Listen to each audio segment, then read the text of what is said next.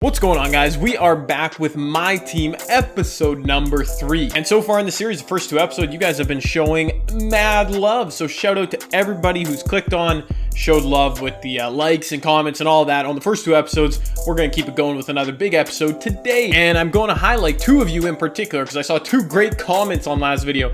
The first one here, telling me what I did in the game was not the chicken way out, or at least, you know, it was a smart thing to do. So yeah, you guys showing some love to me doing whatever it takes to win. I like that. And this dude, whose name I obviously can't say for, yeah, reasons, it's not in English, he was showing mad love saying he watches my videos from Israel, which is like, what? That is so very cool. So like, if you watch them from somewhere else, like, let me know. That is dope. But that is pretty much all the preamble I have for this one. Obviously, this video called My First Diamond, you already know who it is, Michael Finley, but I got a ton more to go over in the video that I know you guys will enjoy. So without further ado, let's get right into it.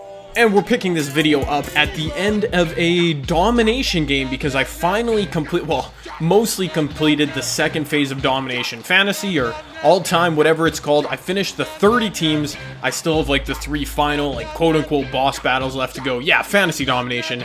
As you can see, I got all 6 of the divisions completed, meaning I got a ton of tokens, man. I'm up to 41 now. Of course, I still have the final couple games left, which I'll do in good time, but I figured this was a good place to, you know, record this next video, get this next episode out to you guys, because I have enough tokens from all these packs, which you will see in a second, to at long last unlock the Amethyst reward tier. Now, I know so many people, people are already on to the pink diamond tier, which is crazy. I'm taking my time just a bit because, you know, I'm having fun with the game. And as you can see here, I'm locking in all the jersey collections. If you did not know, that is one of the major keys to why you want to do domination. You get 10 tokens per, you know, those jersey collections, which is huge. And now let me clarify the whole Rookie Sensations collection saga in regards to Diamond, Jerry, Lucas. Now, I've chosen to not lock the collection in because, as you saw a couple days ago, I did have each of the cards collection. It was in a squad builder. You should go check it out. And the reason I'm not locking it in, pretty easy. If I had and gotten the Jerry Lucas, I would have, you know, the best center in the game, David Robinson, which is obviously a dub, but that would be for what, like a couple months? Pete Maravich is cool, but he's honestly no better than like Ruby Eddie Jones, for example, and the rest of the collection, nothing makes it way better than other cards in the game I can get. Obviously, Jerry Lucas is cool, would be one of the top forward slash center, you know, for a couple months further into the game, but at what cost, man? By selling the collection, I'm now up, as you can see, over 300k MT instead of 100k, which is obviously a huge difference. I'm also planning on using the coins to knock out 8 to 10 current date collections, which of course would net you like 20 tokens each, meaning I'll be cruising through the Amethyst rewards in no time and have access to multiple diamonds once I finish off domination. So yeah, Jerry would have been cool, but I don't plan on locking any promo collections in this year unless the reward is absolutely ridiculous, because having the MT to spend, it's far better than keeping the 12 players that you won't use in a month in your collection. So yeah, that's why I didn't lock it in. But anyways, the other aspect of, yeah, maybe why you'd want to keep those 12 cards, the collector levels. As you can see, I don't even have the 500, well, I mean, I have like 300 some cards collected, but that's going to be one of the next things I start working on along with these collector levels. So the first thing I got to do is unlock the Amethyst rewards. I have enough tokens. I decided to go ahead with Artist Gilmore for no real reason in particular. He's got cool post moves. I had actually gotten most of the rubies from this tier that I really wanted, so why not pick up Dennis Rodman? He'll probably make his way into a bunch of squad builders later in the year. And same with the next guy I'm taking, which will be Muggsy Bogues, because he's really short and I could probably use him in some squad builders. But with that, I did obviously open up the Amethyst reward. I have I have enough tokens for 1 to start this video. Obviously, the one I'm going to take is Dirk Nowitzki. That's the first one everybody takes. And at one point, you do have to collect all 10 because that's how many you need to open the diamond reward. But let me know in the comment section right now, which should be the next Amethyst I go for? Which ones will help me in the short term? That Rudy Tomjanovich actually looks pretty nice. I'm sure Stephon Marbury is. Like I said, you got to unlock all 10 to move to the next tier, but which one do you think I should do first? Because I'm not going to have a ton of tokens to spend them all on each Amethyst. I'll have to go one at a time. And here I just took one more look at the opponents I'll have to do to finish off this section of domination. It looks a little intimidating, I'm not gonna lie. That looks a little bit tough. I will have to knock those out eventually, but hey, what can you do? As now I'm gonna take a look on the auction block. for Rudy Gay because I saw one person, well, that's his why. I saw many people commenting that I should pick up Rudy Gay, the new throwback elite. He's cool. This card looks nice. But again, he costs at least 70k MT. And boys, I'm telling you, there's just no point in spending your MT on cards when you can get reward cards for playing the game. Like, it's just a waste at this point in the year. That is my motto, so I can't do it. This is where we left off with our lineup at the end of last video. I'm going to make a ton of changes. Only 3 players will stick around into my new updated lineup, which you'll see now. In the kitchen wrist, twisted like it's stir fry. Whip it in the kitchen wrist, twisted like it's stir fry. Whip it in the kitchen wrist. And it is still admittedly nothing crazy. 1 diamond, couple amethyst, but I'm starting to put in players I really like using that. Larry Bird is fire. Eddie Jones, a fire player to run at the point guard. As you can see, I got David Wesley off the bench. He's really good, especially in domination. Dan Marley, just, you know, players I like. Yes, nothing too crazy yet, but like I've said many times, I'm taking it slow. And let's get into this gameplay. I still, truthfully, I promise you I'm not hiding anything, have not lost a game online in 2K19. Like, it is wild. I've lost park games. I've lost many park games, but in MyTEAM Unlimited, we are still good. As you see, look at Eddie Jones there.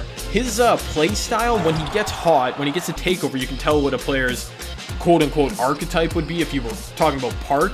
His is actually lockdown defender, so he can rip guys a ton. He's a great shooter, and that was a great finish inside by Michael Finley. So Michael Finley, Dirk Nowitzki, both on the board already. And my opponent, his team was not quite as good as mine, but he was a pretty good player. You'll see here, he stuck in the game, giving me headaches for a long time as Larry Bird finds his way onto the board.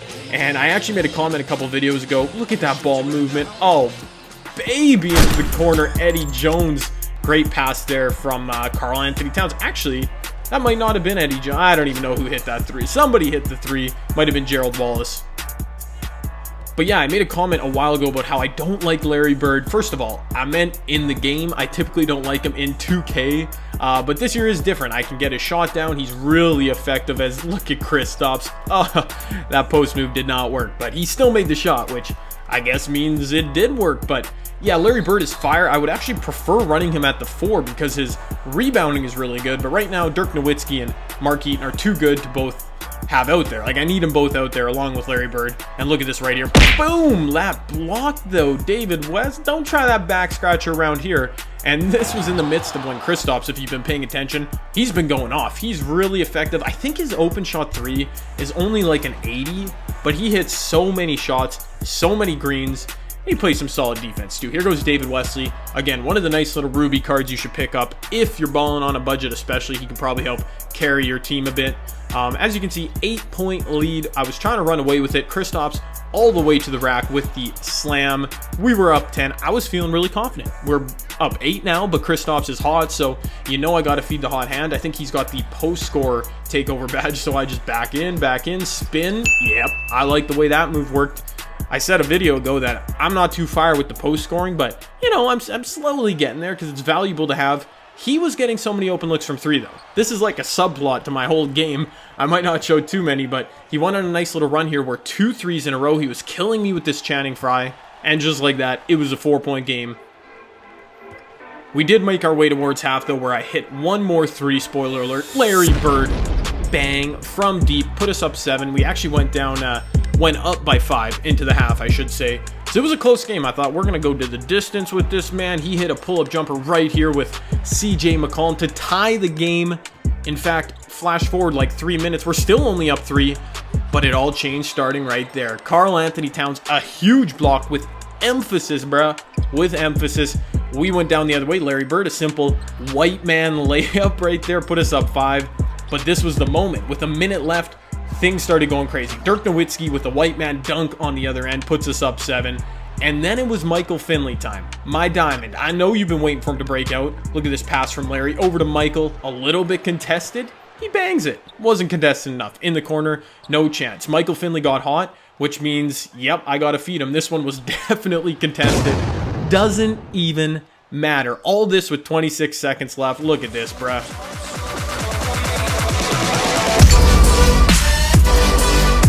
He got so crazy hot, I didn't even believe it in my editing. I was like, wait, there's only a minute left in the third. When do I go on a big run? But it was right there. We ended up being up just about, well, over 20 now. Not much to show in the fourth quarter. I'll just show you a quick few three-pointer highlights. David Wesley, then Michael Finley. We really ran away with it at the end of the third quarter. Like, I felt bad for this man. He was in it right up until like 6 minutes left in the game, and then I took over. There you have it, the final possession. He's flopping, and I'm trying to do stuff with Derek. Like, don't worry about it.